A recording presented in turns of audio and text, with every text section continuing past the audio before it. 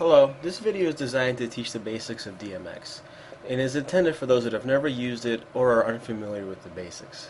If this doesn't apply to you, then you most likely don't need to watch the video. A DMX universe consists of a controller and a string of DMX fixtures. The fixtures are connected to one another by a daisy chain of either 3-pin or 5-pin XLR cables. Although other cable types exist, XLR is by far the most common. And depending on how many fixtures you have in your chain and the types of fixtures that you have, you might have to use a terminator at the very end. Generally, it's best to use one either way since it will guarantee the best results, but always consult your fixture manuals in the case that it has one built in. Now, what you see here on the screen is our scene editor, but for now, disregard what you see in the top and let's just focus on the very bottom. A DMX universe consists of 512 channels, and each channel is assigned to a specific fixture. What you will see is in this example, I have added 3 fixtures. The first one has 13 channels, the second one 4 channels, and the third one 15. Each channel has a specific function. In this case, we have pan, tilt, speed, shutter, color, RGB, gobo, dimmer, and so on and so forth. Always refer to your manual for more information on what each channel does. Now, how DMX controls each fixture is it sends a value for each channel out all the time. Each channel ranges from 0 to 255, and each fixture scans these channels and sees if it's within its accepted range. Now, how this range is set is by controlling the fixture addressing.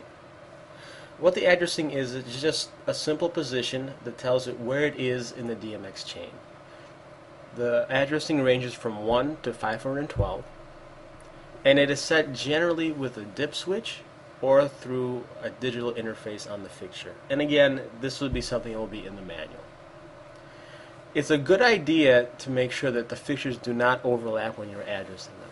So for example, the first fixture has 13 channels, and it would make sense that the fixture after it start at position 14.